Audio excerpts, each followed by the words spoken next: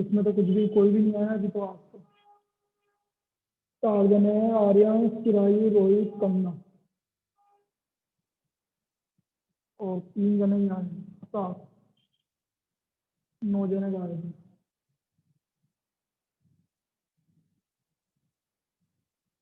तो हम क्या कर रहे थे ये समझिए कि हमने कल कहाँ से कर लिया था। अच्छा, डी मॉर्गन लॉ का प्रूफ करवाना था, डी मॉर्गन, और उसके बाद एग्जाम्पल्स करना है अपन को। मतलब आज की क्लास बड़ी अच्छी वाली क्लास होने वाली है क्योंकि इसमें बहुत सारी चीजें सीखनी। डी मॉर्गन लॉ क्या होता है कल बता ही दिया मैंने, डी मॉर्गन लॉ, और उससे क्वेश्चन करेंगे। ठीक है, तो डी मॉर्गन लॉ का प्रूफ देखिए, proof for De Morgan law. पहला ये प्रूव कर रहा हूँ भाई, ए यूनियन बी का complement, this is equal to A complement intersection B complement. ये हमें प्रूव करना है। ए यूनियन बी का complement, this is equal to A complement intersection B complement, इसको हमें प्रूव करना है। अब कैसे प्रूव करेंगे समझिए, मैं कोई एक आर्बिट्रेरी एलिमेंट लूंगा भाई। आर्बिट्रेरी का मतलब मैंने कल समझाया समझिए कि रिप्रेजेंटेटिव एलिमेंट। तो let x be an arbitrary element,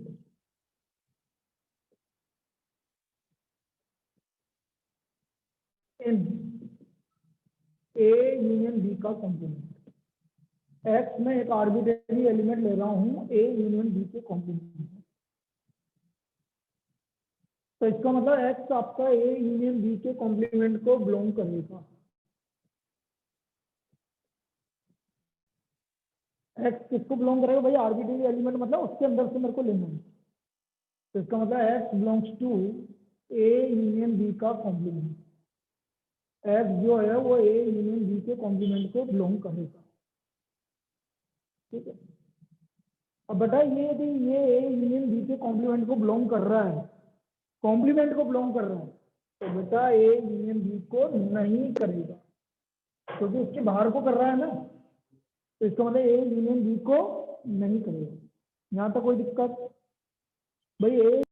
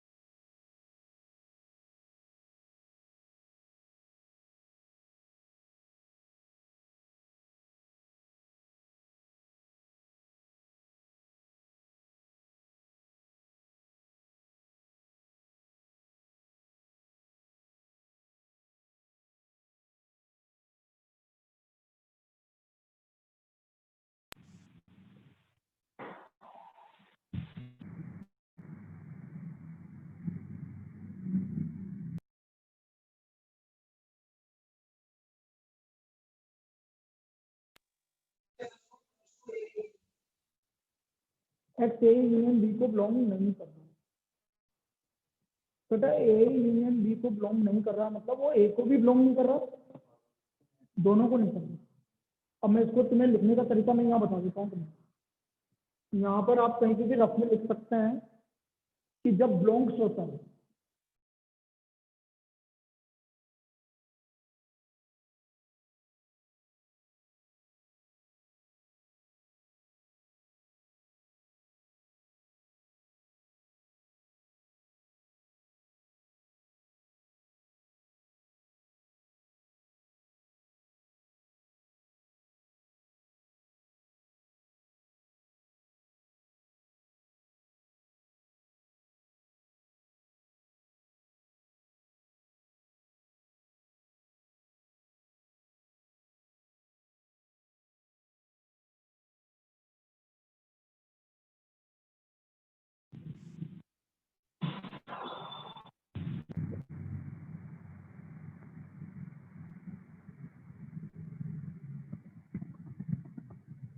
ना बिलोंग से होता है तो यूनियन का मतलब होता है और इंटरसेक्शन का मतलब होता है एंड। ये होता है। लेकिन डज नॉट बिलोंग आ जाए कभी आपके तो उल्टा हो जाता है। यूनियन का मतलब हो जाता है एंड और इंटरसेक्शन का मतलब हो जाता है तो यहाँ पर डज नॉट बिलोंग आ रहा है तो यूनियन का मतलब क्या होगा? एंड हो जाएगा। तो मैं क्या बोलूंगा? X does not belong to A and X does not belong to X A को बिलोंग नहीं कर रहा है एंड एक्स बी को बिलोंग नहीं कर रहा। मतलब एक्स ए को भी बिलोंग नहीं कर रहा है एंड एक्स बी को भी बिलोंग नहीं कर रहा। यहाँ तक समझ में आ गया? रुक जाओ रुक जाओ रुक जाओ। यदि एक्स ए को बिलोंग नहीं कर रहा है तो बेटा ए डैश को कर रहा है।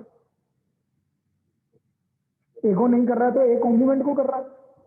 और यदि एक्स बी को बिलोंग नहीं कर रहा है तो बी कॉम्प्लीमेंट को कर रहा है। अब बिलोंग आ गया ना। बिलोंग के लिए एंड का मतलब क्या होता है? इंटरसेक्शन। बेटा टाइम से आया करूँ ए डैश इंटरसेक्शन बी डैश। तो एक्स ए डैश इंटरसेक्शन बी डैश ये आ गया नहीं। तो इसका मतलब एक्स किसको बिलोंग कर रहा है? ए डैश इंटरसेक्शन सी डैश को बिलोंग। यहाँ तक कोई दिक्कत आई समझ में? दिक्कत नहीं है, लिख लीजिए। मैं लिख ले इसको।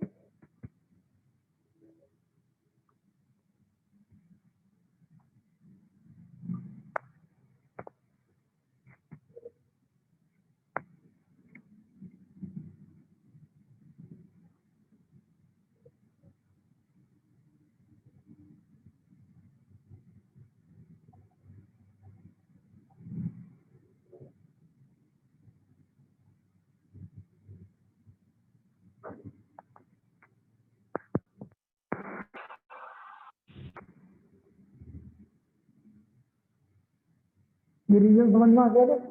ठीक है।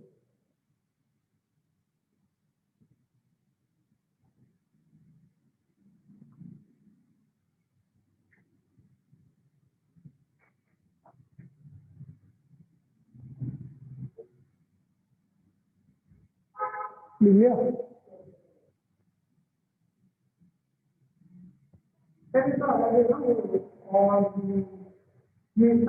नहीं नहीं ये तो मैंने समझाया कि बिलोंग होगा तो यूनियन का मतलब और है और इंटरसेक्शन का मतलब एंड है। और डज नॉट बिलोंग से तो यूनियन का मतलब एंड और इंटरसेक्शन का मतलब और।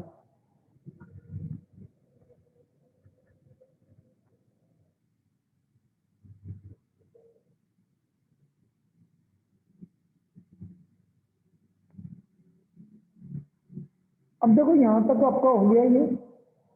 अब मैंने एलिमेंट इसका माना था और मुझे पता चला कि इसके जितने भी एलिमेंट है वो इसके अंदर है। यही तो हुआ। मैंने एलिमेंट इसका आर्बिट्रेरी एलिमेंट माना इसका और वो सारे एलिमेंट इसके अंदर है। तो यदि कोई भी सेट इसका इसके इसके सारे एलिमेंट इसके अंदर होता है तो क्या होता है? नहीं हाँ सबसेट। इसके सारे एलिमेंट इसके अंदर आ रहे हैं तो क्या होगा? सबसेट। इसका मतलब देयरफॉर ए यूनियन बी का complement is a subset of A complement intersection B complement. First चीज इसका मतलब ए यूनियन बी का कॉम्प्लीमेंट किसका सबसेट है? A complement intersection B complement. ये हमारा फर्स्ट क्वेश्चन आ गया। ठीक है क्लियर है? अब मैं एक और फिर वाई भी एन आर्बिट्रेरी एलिमेंट। अब मैं वाई आर्बिट्रेरी एलिमेंट ले रहा हूँ। लेट सर ग्रुप पे किसी का मैसेज आया है क्लास में एंट्री देने के लिए। हाँ यार कोई भी तो नहीं है। एक minute.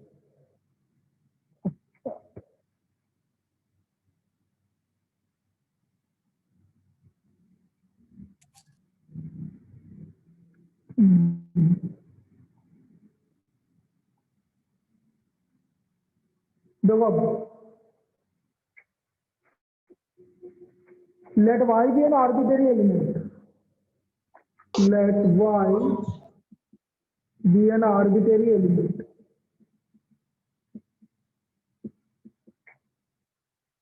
In A complement intersection B complement. अब मैं y इसका आर्बिट्रेरी एलिमेंट मानता हूँ. पहले x उसका माना था, y इसका माना. तो y belongs to A complement intersection B complement.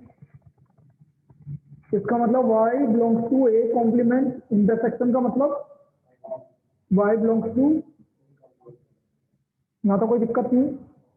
यदि y A कॉम्प्लीमेंट को बिलोंग कर रहा है तो A को बिलोंग नहीं करेगा, और इधर y B को बिलोंग, और दोनों को बिलोंग नहीं कर रहा और एंड है, तो डज नॉट बिलोंग में एंड का क्या मतलब लिखवाया था? यूनियन. तो y does not belongs to, तो y belongs to A union B. का कॉम्प्लीमेंट. आया समझ में? आ गया.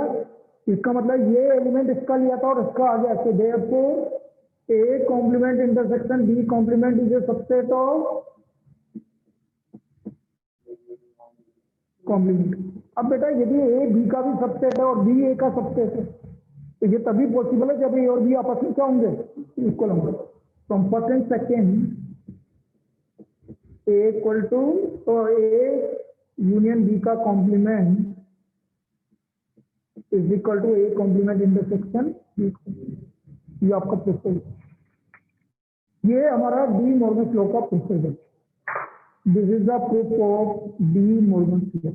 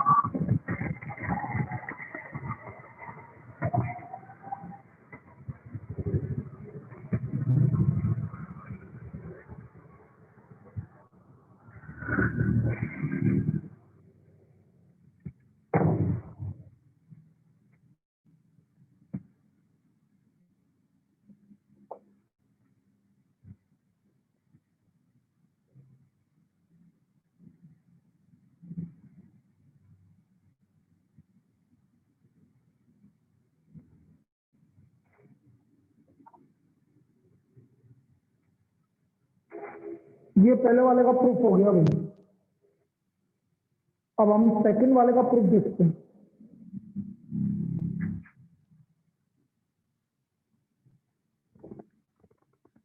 उसका भी प्रूफ बिल्कुल ऐसे कैसे ही है. बस एक चीज ध्यान रखो, बिलोंग्स मतलब, बिलोंग्स में यूनियन का मतलब होता है और डज नॉट बिलोंग्स में यूनियन का मतलब हो जाता है एंड.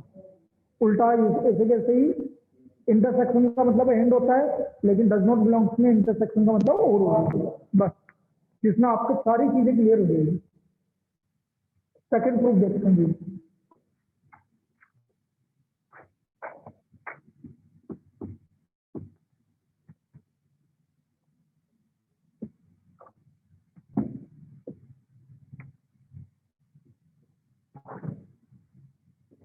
ए इंटरसेक्शन बी का complement equal to A complement union B complement. इसको हमें प्रूव करना है. ए इंटरसेक्शन बी का complement equal to A complement union B complement.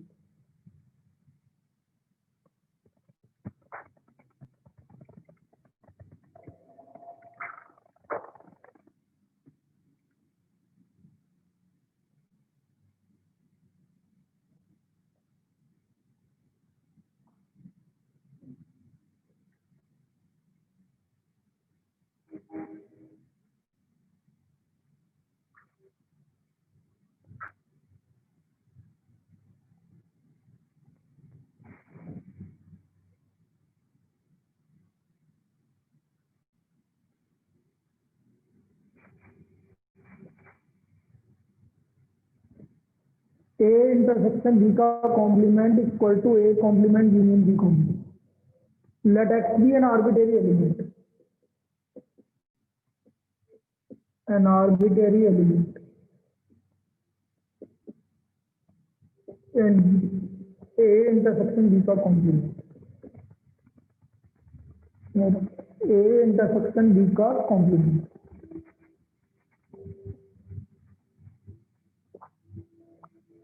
So X belongs to A intersection B का complement. तो बेटा X does not belongs to intersection का मतलब does not belong में or. तो X does not belongs to A or X does not belongs to B. मतलब X A को भी belong नहीं कर रहा और X B को भी belong नहीं कर रहा.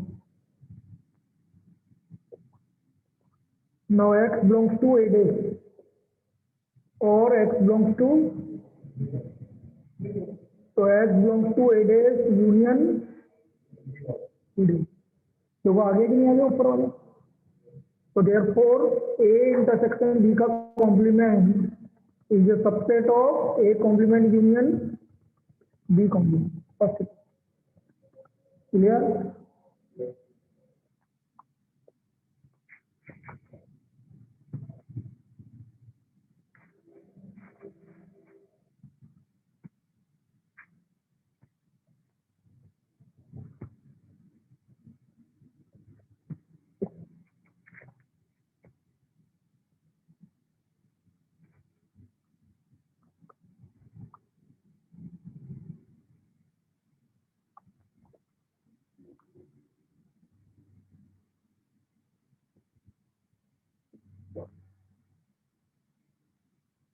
Y भी an arbitrary element है.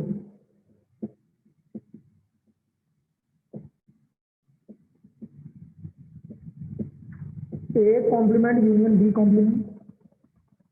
Y be an arbitrary element of A complement union B complement. Now Y belongs to A complement union B complement. So Y belongs to A complement union का मतलब और Y belongs to B complement. तो बेटा Y does not belongs to A. Y does not belongs to B. अब does not belong और का मतलब क्या होगा does not belong में यूनियन किसको होगा बेटा और intersection. So Y does not belongs to A intersection B. So Y belongs to A intersection B का complement. So therefore A intersection B का A complement union B complement is a subset of A intersection B का complement.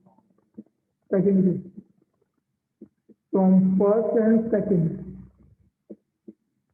A intersection B का complement equal to A complement union B. A complement union B complement. ये इसका proof हो गया. तो ये था भाई हमारा De Morgan law. This is D Morgan law. इस तरह से डी मॉर्गन लॉ प्रूफ हो गया.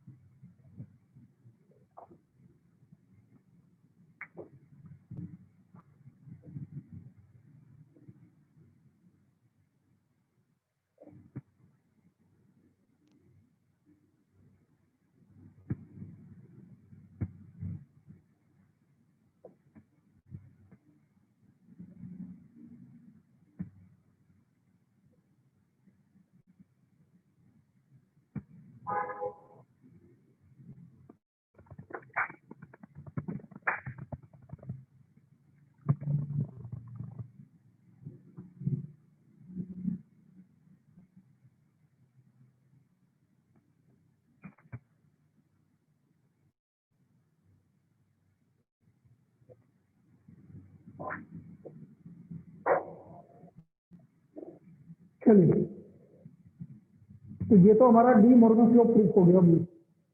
This is De Morgan.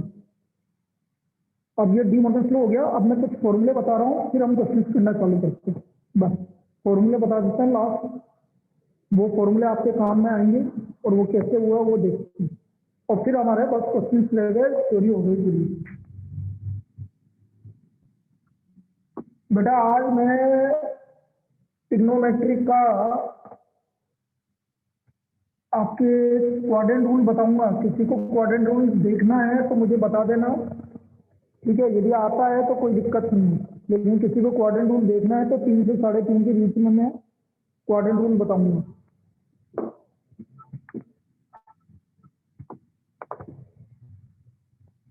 तो वो रुक सकता है क्लास में। देखो दोस्तों, फॉर्मूला, पहला फॉर्मूला ए और बी,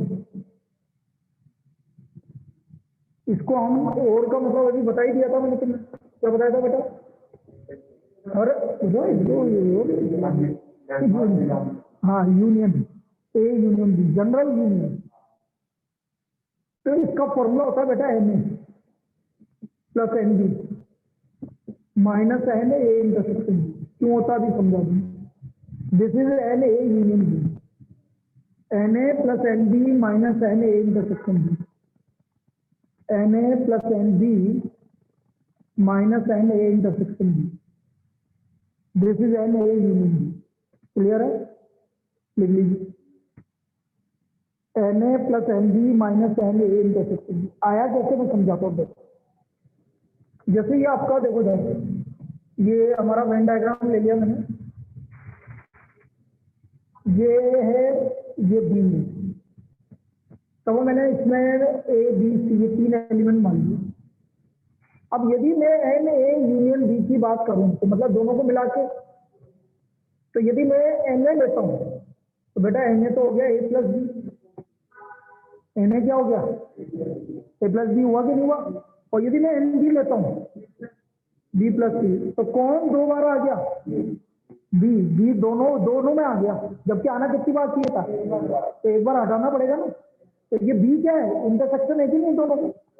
तो मैंने ए इंटरसेक्शन भी हटा दिया, इसलिए आपका A plus B plus C. ठीक है, इसलिए ये फॉर्मूला ऐसा बना। तो n A plus n B minus n A intersection B. हाँ, वेन डायग्राम बनाओ, बढ़िया है, ये तो समझने के लिए होता है बेटा। तो n A plus n B minus n A intersection, this is n A union B. ये हमारा ए यूनियन बी आ गया। तो ये पहला formula.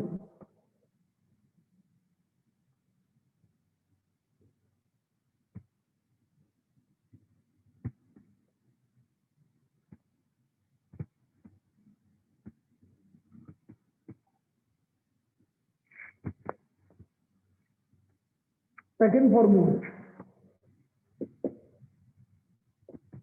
A but not B, मतलब ए तो है लेकिन बी नहीं है। बताया था ना, ए इंटरसेक्शन बी डे, कल ही बताया था अभी लास्ट क्लास में। ए तो है लेकिन बी, जिसको मैं कैसे बोल रहा था, एन ए माइनस बी भी बोला था मैंने। तो इसका फॉर्मूला कल लिखा था मैंने, देखो याद करो, ए में से क्या हटा दो, ए इंटरसेक्शन बी, तो आपका आ जाएगा ए तो है लेकिन बी नहीं है। ये second formula, n A minus n A intersection B, A but not B, A तो है लेकिन बी नहीं है।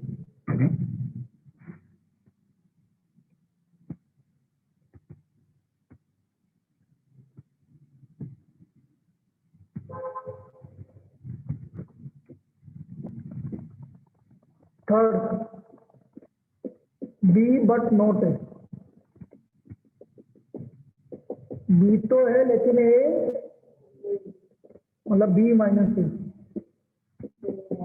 N B minus n A, ये आ गया आपका B but not, B but not, B तो है लेकिन ए नहीं है।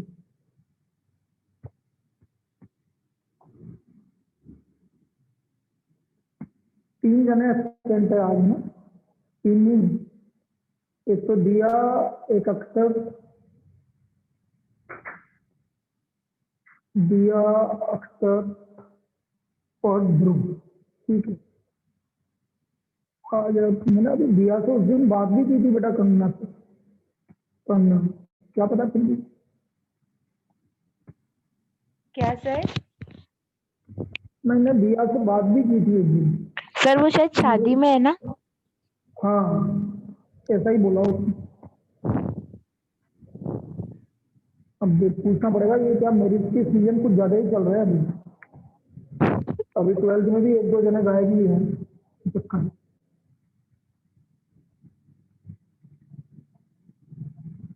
लिख लिया भाई तीसरा, बी बट नॉट है। चौथा लिखो,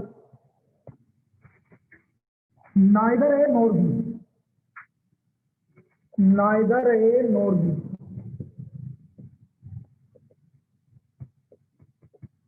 इसका मतलब ना तो ए है और ना बी है, A complement intersection B complement, A भी नहीं है और बी भी नहीं है, A complement intersection B complement. तो बेटा ये हो गया ए यूनियन बी का कॉम्प्लीमेंट, ए कॉम्प्लीमेंट उल्टा, डी मॉर्गन लॉ अभी तो पढ़ा हमने, De Morgan law, A union B का कॉम्प्लीमेंट। और बेटा कभी भी कॉम्प्लीमेंट निकालना है तो यूनिवर्सल सेट में से माइनस कर दो तो आपका कॉम्प्लीमेंट निकल जाएगा, universal set minus A union B. आप यूनिवर्सल सेट में से इसको सब्ट्रैक्ट कर देंगे तो आपका नाइदर ए नॉर बी निकल गया, this is neither A nor be, ये नाइदर ए नॉर बी है। क्लियर?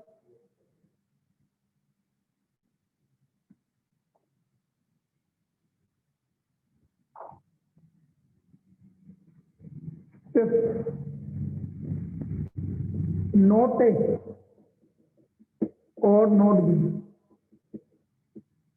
नोट ए का मतलब या तो ए नहीं है और मतलब यूनियन बी नहीं है, या तो ए नहीं है या बी नहीं है, फिर डी मॉर्गन लॉ लगाओ भाई इसमें, ए डेस का ए उल्टा इंटरसेक्शन बी, और कॉम्प्लीमेंट निकालने का तरीका यूनिवर्सल सेट में से minus and universal set minus and A intersection.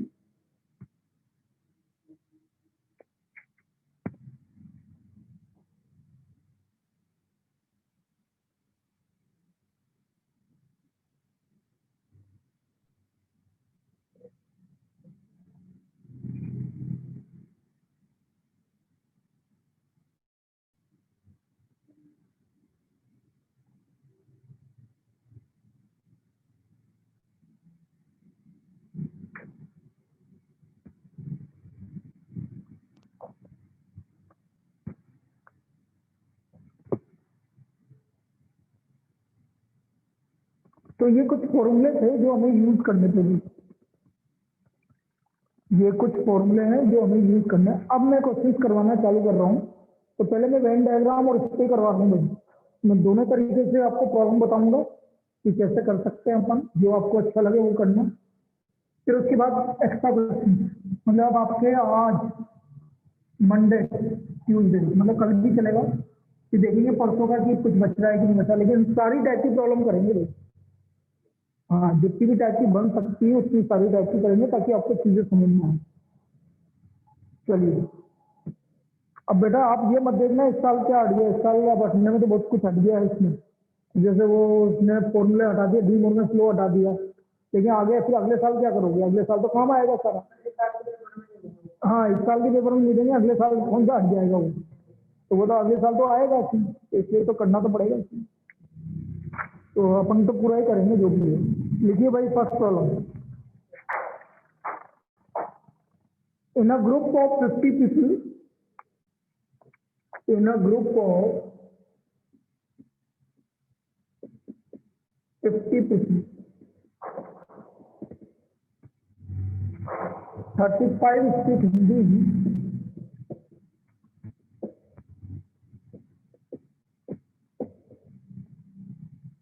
25 speak both English and Hindi, English and Hindi,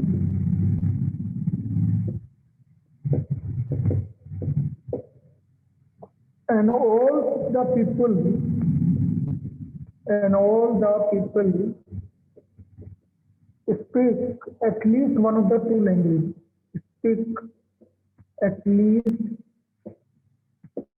one of the two languages.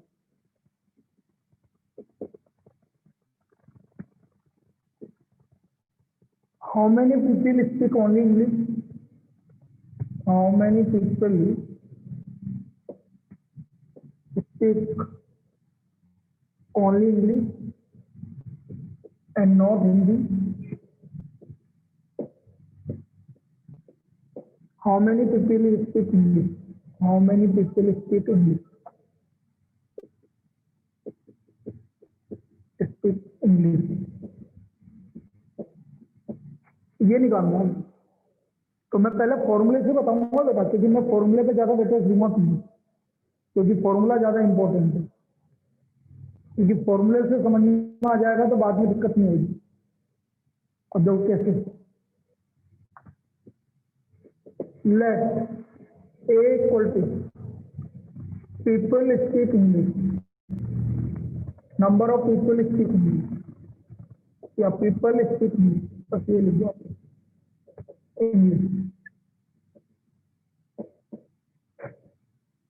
Hindi लिख दो पहले, हिंदी जगह। Be people speak English.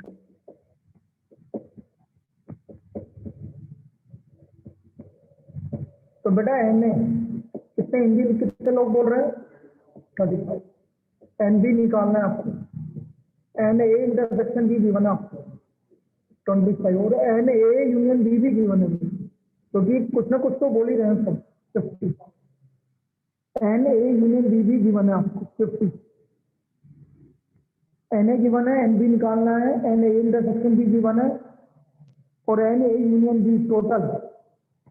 भाई यदि आपका किसी ने बोल दिया कि कम से कम एक लैंग्वेज तो बोल ही रहे हैं, इसलिए हम उसको ए यूनियन बी के इक्वल कर देंगे भाई।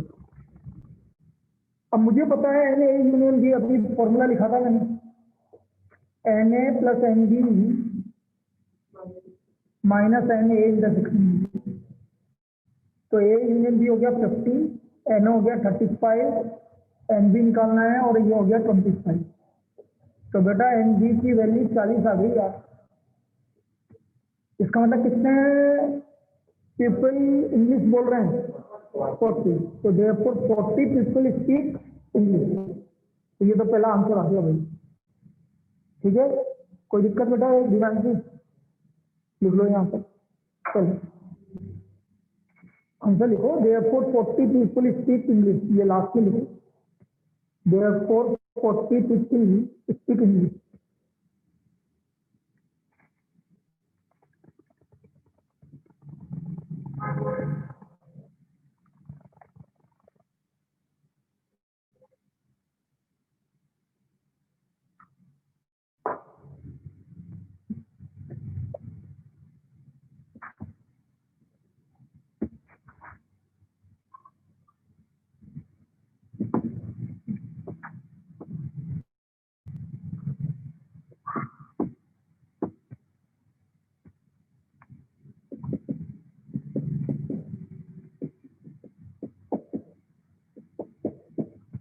40 पीपल स्पीक इंग्लिश,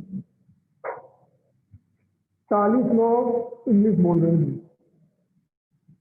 अब आपसे क्या पूछा गया लास्ट में, और पूछा गया था फाइंड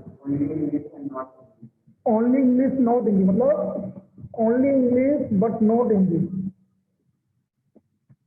इसका मतलब ये हुआ इंग्लिश तो बोल रहे हैं लेकिन ए नहीं बोल रहे हैं। हमने इंग्लिश को माना बी, मतलब बी इंटरसेक्शन ए, बी तो बोल रहे हैं लेकिन ए नहीं बोल रहे। तो ये क्या बोलोगे बेटा, दिवांशु बोल बेटा, बी इंटरसेक्शन ए क्या होगा?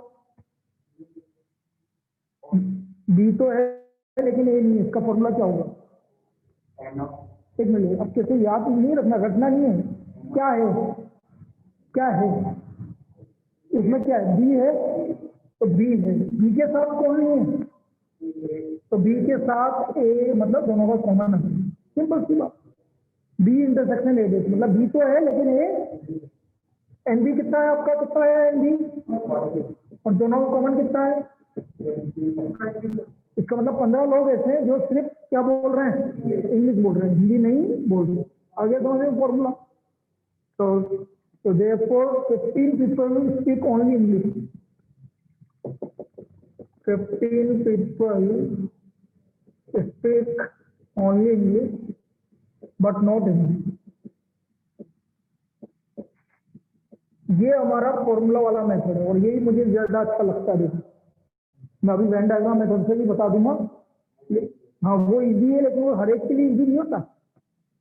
ये वाला वो वाला इजी है 2 के लिए, 3 के लिए भी यही इजी पड़ेगा। जब 3 वाला आएगा तो फॉर्मूला इजी पड़ेगा। देखना अभी तो 3 वाले तो ऐसे झट से निकलता है फॉर्मूले से और उससे बहुत टाइम निकल जाता है। लिखो इसको भाई।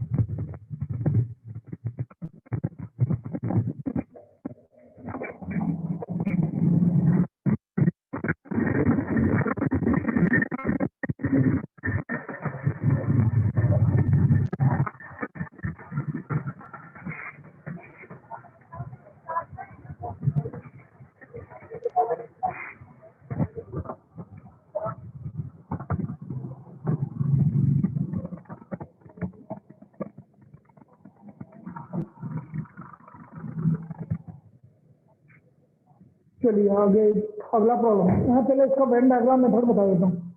वेन डायग्राम मेथड में तो क्या होता है इसे समझो।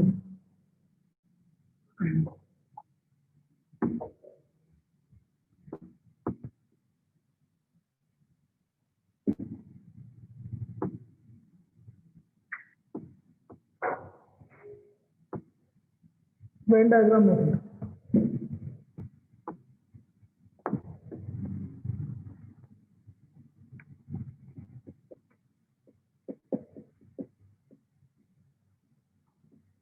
आप ऐसे बना लीजिए। ये हिंदी हो गया, ये इंग्लिश हो गया, इसको ए मान लो, इसको बी मान लो, इसको सी मान लो। अब आपको गिवन है एन यूनियन यूनिवर्सल सेट, मतलब एन एच यूनियन बी 50 के बराबर गिवन है, मतलब A plus B plus C equal to 50 और 60। फिर एन हिंदी गिवन है आपको है ए प्लस बी, किसके इक्वल था ए प्लस बी 35 ही तो था। और फिर आपको गिवन था एच इंटरसेक्शन बी 25, ठीक है। हाँ बट डायग्राम में से अब देखो ए प्लस बी किसके इक्वल है? बी की वैल्यू कितनी है? तो ए का वैल्यू कितना आ गया? बी का वैल्यू आपको कितना है? 25। अब ए प्लस बी प्लस सी कितना है बेटा? ए कितना है आपके पास? बी कितना है? सी आ जाएगा। सी कितना आ गया आपके पास? 50। अब मुझे निकालना था एन इंग्लिश। इंग्लिश कितना है बेटा? ध्यान से देखो, बी प्लस सी। बी कितना है आपके पास और सी कितना है? इसका मतलब कितने लोग इंग्लिश बोल रहे हैं? 40 आया समझ? तो यहाँ पे लिख देंगे therefore 40 people speak English. English. फिर मैं बोल रहा हूँ only English, only English but not English, मतलब सी,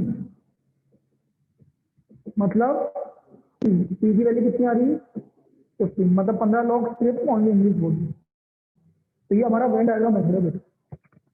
this is Venn diagram method. लिख लीजिए इसको, ठीक है? ये अब इसमें ये इजी होता है, जब फॉर्मूले से करो मैं तो यही बोलता हूँ, लेकिन आप लिख लीजिए इसको। ये हमारा वेन डायग्राम मेथड है।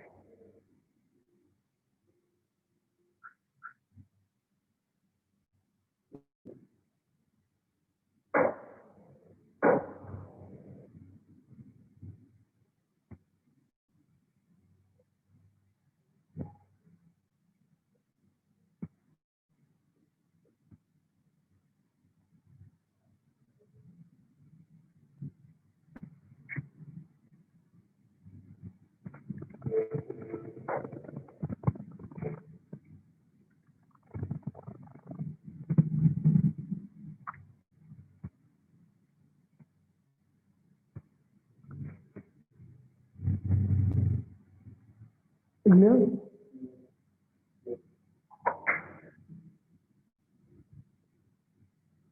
क्लास में लिखिएगा तो therefore 50 people speak only English but not English.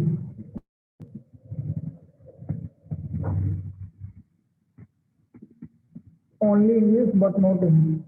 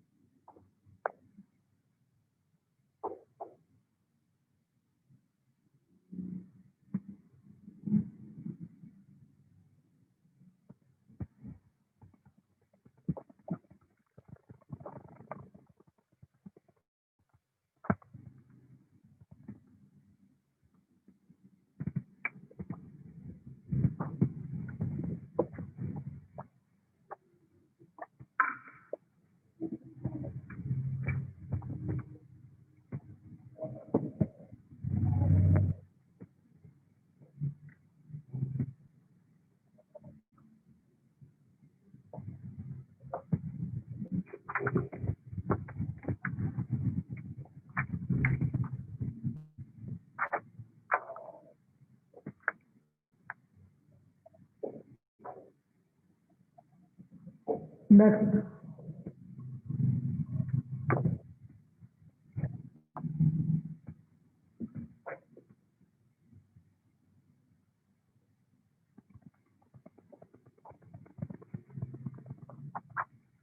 a survey shows that a survey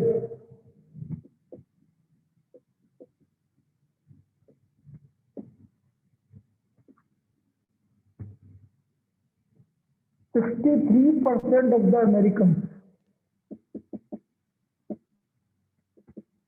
Americans like cheese.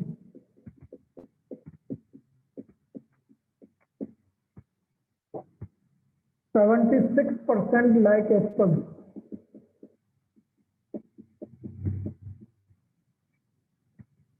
तो X% of the Americans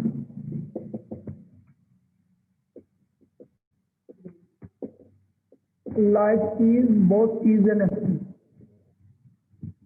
Cheese and FT. Find the value of it. Find the value of it. तो हमें X का value निकालना है।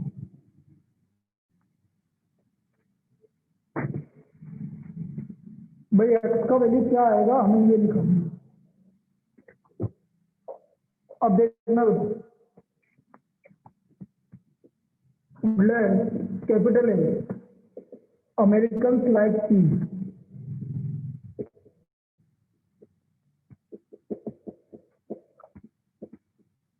B American like Apple. तो NA 63% NB 76%। ठीक है। अब बेटा NA यूनियन B कितना होगा मैक्सिमम? मैक्सिमम 100 होगा या 100 से कम होगा? तो हमें ऐसा लिखेंगे बेटा,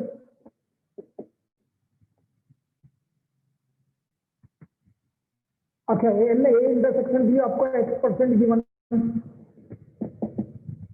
भाई मैं क्या लिखूंगा, ये समझ में आया? NA यूनियन B, भाई मैक्सिमम 100% ही तो ये लाइक कर सकते है ना, दोनों मिला के। तो NA union B less than equal to 100। तो NA plus NB minus NA intersection B। A का वैल्यू 63 प्लस 76 माइनस X, तो X आ गया आपका माइनस X हो गया 100 माइनस 139। तो minus X less than equal to minus 39। और बेटा जब माइनस इनिक्वलिटी में, समझना बेटा तुम दोनों, साइन चेंज होता है इनिक्वलिटी में जब भी माइनस से मल्टीप्लाई करते हैं। इसको माइनस से मल्टीप्लाई करेंगे, इनिक्वलिटी का साइन चेंज। इसका मतलब X का वैल्यू कितने परसेंट से ज्यादा होगा? 39% से ज्यादा होगा। ये तो पहला केस आ गया। यहाँ तक समझ में आ गया सभी को? बोलिए बेटा मृदुल। Yes sir. यस सबको क्लियर है? ठीक है, लिखो इसको, फिर आगे चलते हैं क्या।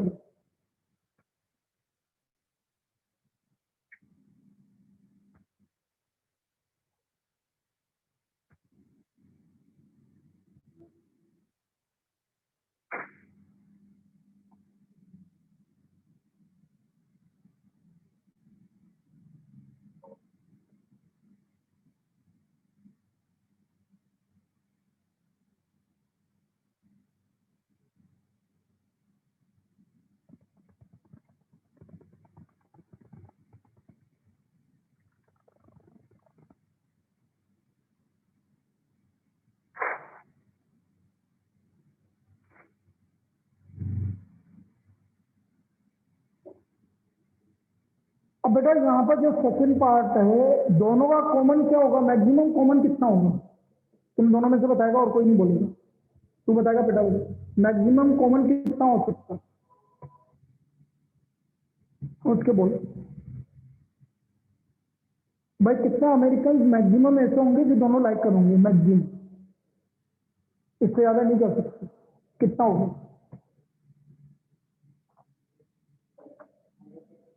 100 को मैक्सिमम जो दोनों लाइक कर रहे हैं बेटा, 100% से कम।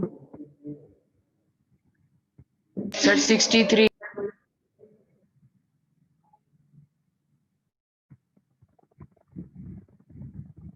तूने सही बोला है बेटा। एक बार बता तू मुझे ध्यान से समझ, 63% अमेरिकन चीज को लाइक कर रहे हैं और 76% एप्पल को लाइक कर रहे हैं। तो ऐसे कितने लोग होंगे जो मैक्सिमम दोनों को लाइक कर रहे होंगे? मैक्सिमम 63 होंगे। 63 से ज्यादा कैसे हो सकते हैं भाई? इन दोनों में कम कौन है? तो मैक्सिमम दोनों ऐसे भाई 63% दोनों को लाइक कर सकते हैं, 76% तो नहीं कर सकते नहीं लाइक। मैक्सिमम दोनों को लाइक कर रहे हैं, वो कितने परसेंट होंगे? तो या तो 63 होंगे या 63 से कम होंगे, इससे ज्यादा हो ही नहीं। आगे समझिए, पक्का मैक्सिमम 63% हो सकते हैं। तो तो x less than equal to 63, ये सेकंड आ गया। तो from first and second x की वैल्यू किसके बीच में लाई करेगी, 39 से ज्यादा या तो और 63 से, मतलब इतना परसेंट, ये आपका आंसर होगा। अच्छी प्रॉब्लम है। तो x is greater than equal to 39 and less than equal to 63। Perfect value नहीं आएगी इसमें रेंज में आएगा वैल्यू, हाँ, क्योंकि इसमें आपको पता नहीं है कितना है। तो मैक्सिमम 39, 63 या इसके बीच में कुछ भी हो सकता है। 39, 63 या इसके बीच में कुछ भी, ये आपका एक्स का वैल्यू आ जाएगा। किसने बोला? नहीं, अरे ये थोड़ी आया कि लॉकडाउन लगेगा, वो तो इनको डिसाइड करना है, ऐसे थोड़ी लॉकडाउन लगेगा। इसको नहीं चलेगा, लॉकडाउन नहीं है वो।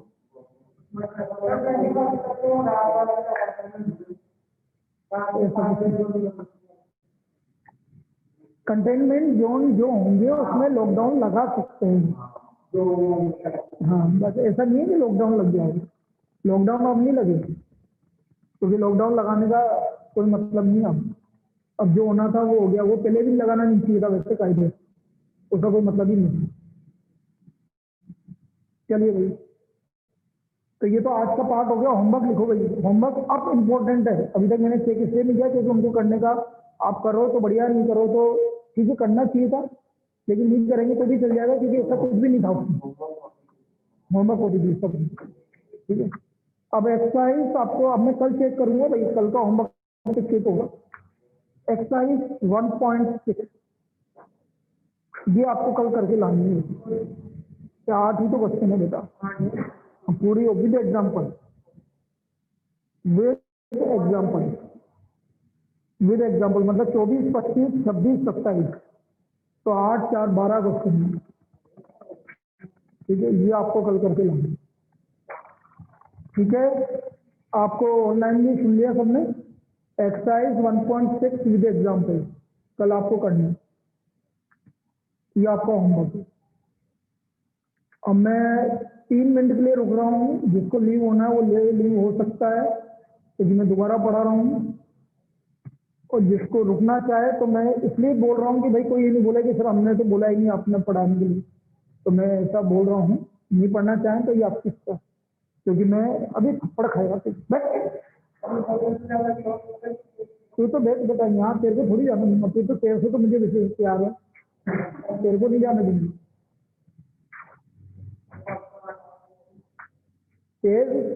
कुछ लोगों के लिए तो मैं बिल्कुल वो है कि भाई तुम्हें तो